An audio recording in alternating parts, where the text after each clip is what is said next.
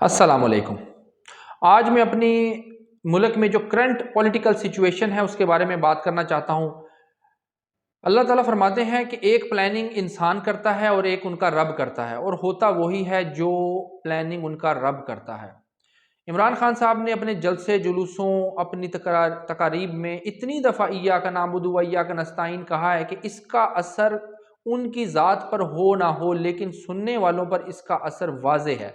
जो कि आज जलसे जुलूस और रैलीज़ जो भी मुज़ाहिरे इमरान खान साहब के हक़ में हो रहे हैं, ये इस चीज़ की निशानदही करते हैं कि कोई मदद उनके साथ है, कोई गैबी मदद, अल्लाह की मदद उनके साथ है, जिसने लोगों के दिल में इमरान खान की मोहब्बत को इस कदर उजागर कर दिया है कि लोग ये नहीं सोच रहे कि महंगाई कितनी हो गई, कैसे हो गई, किसने कर दी, लेकिन वो इमरान खान के हक़ में खड़े हो गए हैं। जो लोग उसके बारे में ये बात कर रहे थे कि इमरान खान ने डिलीवर नहीं किया, या उसके पास जो टीम थी उसने डिलीवर नहीं किया, वो कॉम्पिटेंट नहीं थी, तो उनमें से बहुत सारे लोगों का फैसला जो है वो बदल गया है, या उनकी राय बदल गई है। उन्होंने ये सोचना छोड़ दिया है कि उन्होंने इमरान खान ने क्या डिलीवर किया।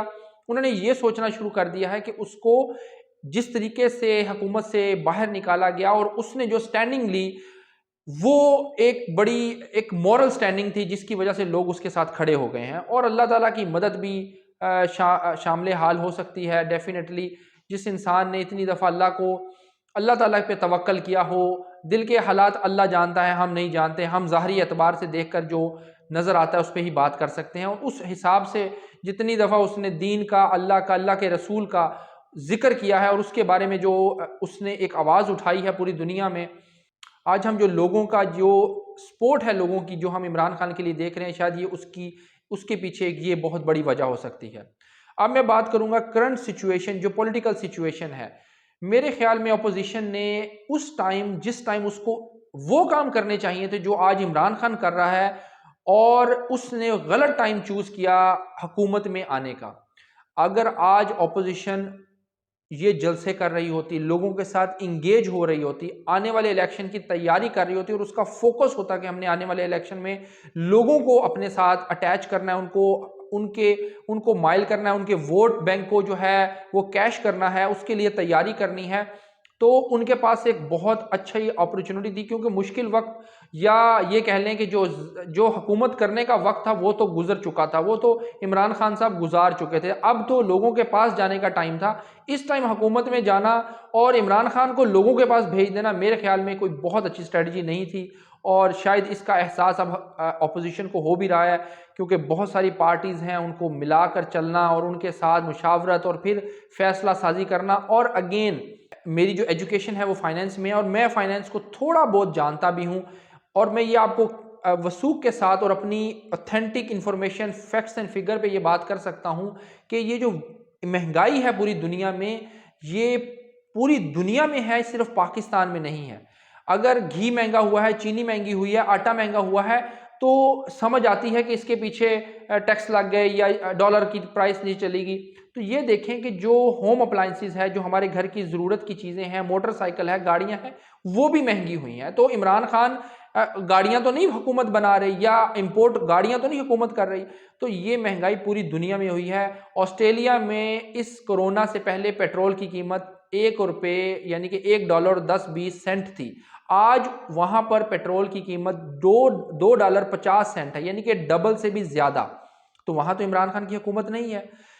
Malaysia, Indonesia palm oil producer है, वो पूरी दुनिया को पाम ऑयल बनाकर, यानी कि जो है वो वहां पर ग्रो करता है वो पाम ऑयल, और वो पूरी दुनिया को एक्सपोर्ट करते हैं। आज से 1 महीने पहले की न्यूज़ है, आप इंटरनेट पे देख सकते हैं कि मलेशिया में पाम ऑयल, यानी कि ऑयल का क्राइसिस आ गया। वहां पर लोगों ने लंबी कतारें लगाई हुई हैं, और उनको ऑयल नहीं मिल रहा, यानी कि ऑयल उनके पास शॉर्टेज हो गई ऑयल की। तो ये जो सप्लाई चेन डिस्टर्बेंस है, कोरोना के इफेक्ट्स हैं, ये पूरी दुनिया पे हैं।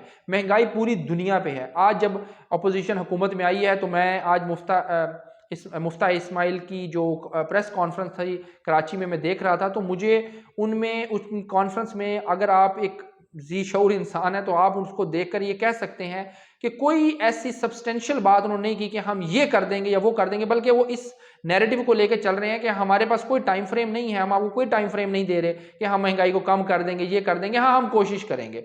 तो बेसिकली वो आपको ये बता रहे हैं कि भाई जी साढ़े अच कुछ नहीं हैगा, तो जो भी है वो पूरी दुनिया में है। ना पेट्रोल की प्राइस हम कंट्रोल कर रहे हैं, ना ये ऑयल जो है वो बहुत बड़ी क्वांटिटी में इंपोर्ट होता है, स्पेशली पाम ऑयल, और उसके बाद वो मिक्स होता है दूसरी जो है ऑर्गेनिक प्रोडक्ट्स के साथ, देन वो हमारे पास आता है ऑयल की सूरत में, जिसको हम कुकिंग ऑयल कहते हैं। तो वो भी हमारे कंट्रोल में नहीं है क्योंकि हम उसको भी इंपोर्ट करते हैं। मेडिसिन का बहुत बड़ा रॉ मटेरियल हम इंपोर्ट करते हैं।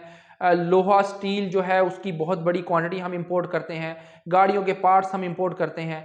तो ये बहुत सारी चीज़ें ऐसी हैं जो कि हम इंपोर्ट करते हैं जिसके ऊपर हुकूमत का कोई कंट्रोल नहीं है। मुफ्ता इस्माइल मलेशिया, इंडोनेशिया या चाइना को जाकर ये नहीं कह सकता कि आप इन रॉ मटेरियल की कीमत कम करें क्योंकि हमें महंगी पड़ती है।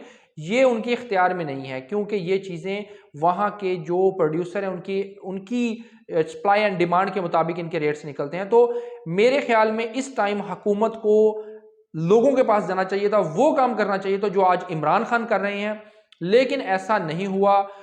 दिलों को अल्लाह ताला बदलता है, अल्लाह ताला फैसले करवाता है। बाज़ औक़ात इंसान अपने तौर पे सोच रहा होता है कि ये फ़ैसला जो मैं कर रहा हूँ ये मेरे बहुत अच्छा फ़ैसला है, लेकिन वो फ़ैसला जो है वो उसके बाद में उसको एहसास होता है कि ये मैंने गलत फ़ैसला कर लिया। हो सकता है कि मेरा एनालिसिस गलत हो, आप उससे डिसएग्री करें और ऐन मुमकिन है कि रिज़ल्ट्स उसके अपोज़िट आएँ, लेकिन ये मेरी सोच, मेरी इन्फॉर्मेशन या जो मैं देख रहा था, पढ़ रहा था और जो मुझे समझ आता है कि ऐसा हुआ है, ऑपोजिशन को जो है उससे गलती हो गई है। अब वो इस चीज़ को सोच रहे हैं कि हम क्या करें, कैसे इस निज़ाम को जो भी है, जिस भी सिचुएशन में है उसको कैसे चलाएं। ये सिर्फ पाकिस्तान में नहीं है, पूरी दुनिया में है। आप इंडिया में देख लें, श्रीलंका में आपके सामने हालात हैं। $51 बिलियन पे श्रीलंका डिफ़ॉल्ट कर गया है और it's a very big crisis in Sri Lanka at the moment. और पूरी दुनिया, अमेरिका में चीज़ों की प्राइसेस जो हैं, इन्फ्लेशन बहुत हाई है। ऑस्ट्रेलिया में जो इन्फ्लेशन थी 12 साल 11 साल मैंने वहाँ गुजारे हैं, वहाँ इन्फ्लेशन रेट जो था ना वो 2% से 3 के दरमियान रहता था, 2, 3, ढाई इस रेंज में चलता था।